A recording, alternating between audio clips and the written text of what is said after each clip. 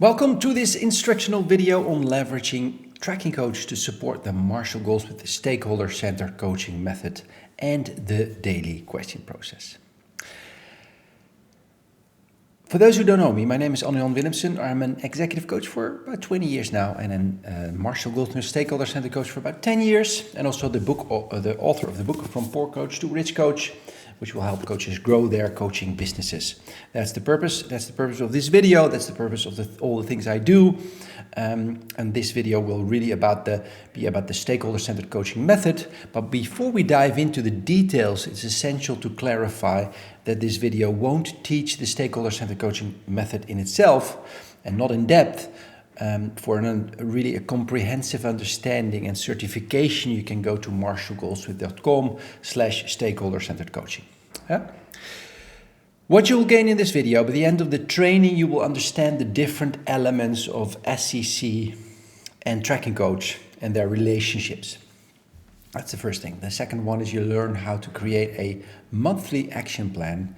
And thirdly, you will receive a template, a very handy template, to structure the process from 360 data, 360 feedback into very practical daily actions. That's other kind of a template that you can use with your client to get from very qualitative data to quantitative or specific actions.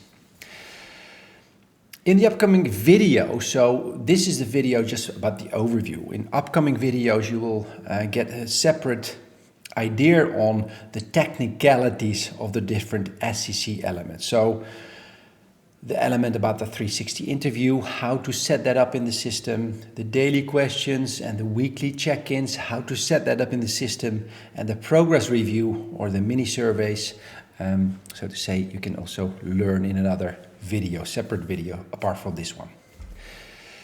In the SCC method and in the overview, I distinguish three different phases, just to get the overview. The three different phases in the SCC methodology and the daily question process, I distinguish three different phases. And the first phase is what I call goal setting phase. The second phase will be about the feed forward exercise or the collection of suggestions from stakeholders. That's the second phase. And then the third phase is about the planning and the action phase. And these are the three different phases consisting of 7 different steps. And in the first phase, it involves conducting the 360 interviews. First step, crafting a vision. Second step, selecting a behavioral goal or maybe 2 behavioral goals as a third step. And then phase 2 is the feed forward exercise, collecting suggestions from stakeholders. Third, last phase is about the planning and the action, creating an action plan, a monthly action plan, compiling a question list, and activating the app. These are the 3 different phases, 7 different steps, or in a different structure, 360 interviews, vision making, behavioral goals, feed forward exercise, making a monthly action plan, follow up, and then after 4 or 5 months, you can do the progress review to see, or the mini survey to see the progress over the first months or over a year, whatever you want. That's the little bit of the structure. And to streamline this even further and to make it practical, I use a template for this. And you can download the template below this video, or if you don't have it there, just send me an email, I'll send it to you. You can streamline the process, a very simple way that guides you from qualitative data into very practical, actionable steps. That is the whole process. And this template consists of 4 quadrants. The first quadrant is about the vision. The second quadrant is about the behavioral goals. The third quadrant is about the monthly action plan. And the fourth one is about the daily questions. And then the upper half, as you can see, is the what the client wants to achieve. And the bottom half, the lower 2 quadrants, is about how they can get there. That's the structure. And then the left side is about the qualitative information, the vision, and the monthly action plan. And then the right side is about the quantitative metrics, really specifically to measure it. Let's make it more smart. Left, right, up, down. That's the structure.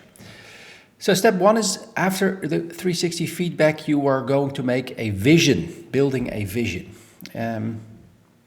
It visualizes the client's improved life and work.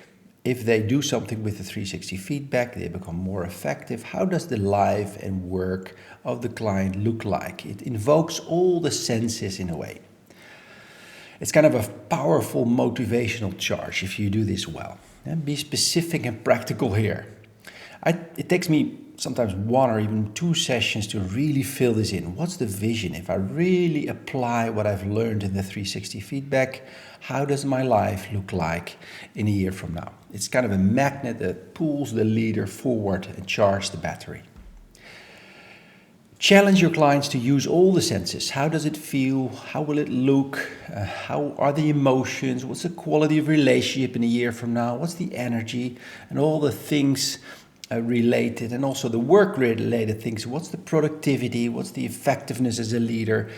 Go beyond just the work-related elements. So cover the whole life of the client to charge the battery for motivation. The stronger the better you do this, the more the battery of motivation will be charged. That's the first step. That's the vision. And the second step is the behavioral goals. You specify 1 or 2 behavioral goals. And remember, behavior needs to be specific and observable. Behavior is a fascinating yet often misunderstood element, particularly when it comes down to change and achieving desired outcomes. The success rate for these attempts is consistently low, whether it's changing technology, whether it's introducing a new process, when it's transforming even an entirely organizational culture, or it is change about personal change. The success rate for lasting change remains disappointingly low, often hovering around 10-20% for personal change. That's really low. And the reason for this is the following.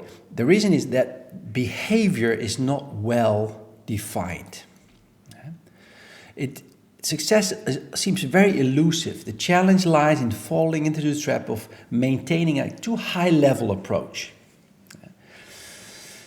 And this has been explained by a professor called Isaac Ayjen. He's a very renowned expert on change and behavioral change and its dynamics. It's a psychologist and professor at the University of Massachusetts, or a former professor in the US.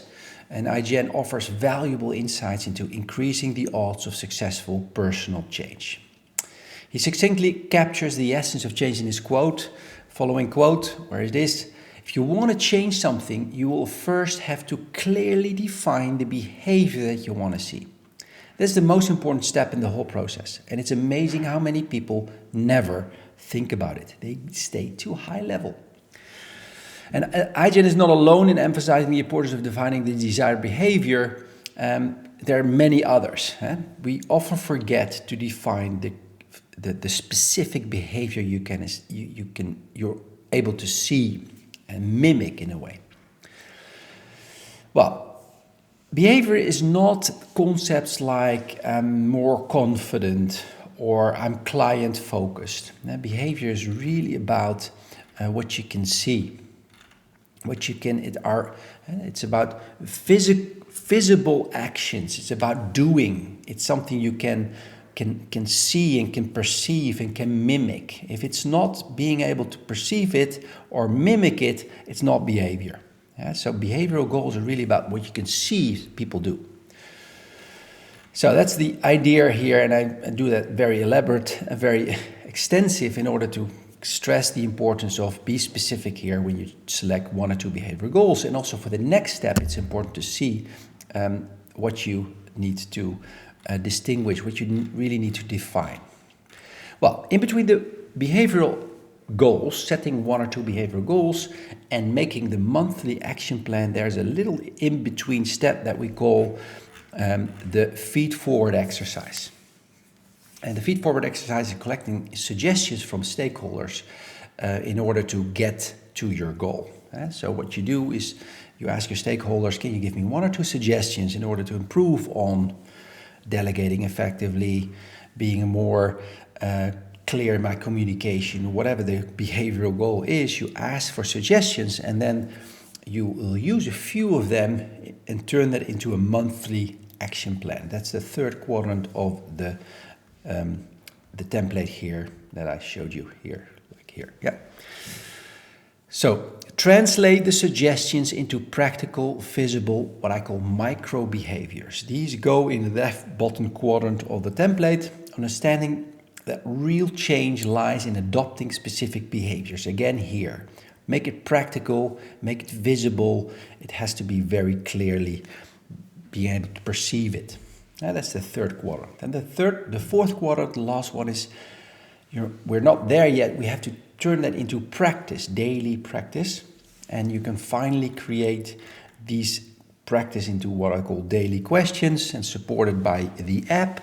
And that will be on your phone, and I will talk about that separately in a different video. These ensure daily practice or self-assessment in a way of the chosen behaviors. In the next video, we'll talk about the specific SCC elements like the 360 interviews, the daily question list, the weekly follow-up, and the mini surveys that will be in separate videos. This was just to give you an overview and give you a very handy, hopefully handy template that you can use with your client to go through, go from qualitative data, qualitative feedback into practical daily questions you can ask yourself to practice the behavior. So that's it for now. Hopefully this was of value. Let's stay connected and hope to see you in the next video. Thank you. Bye-bye.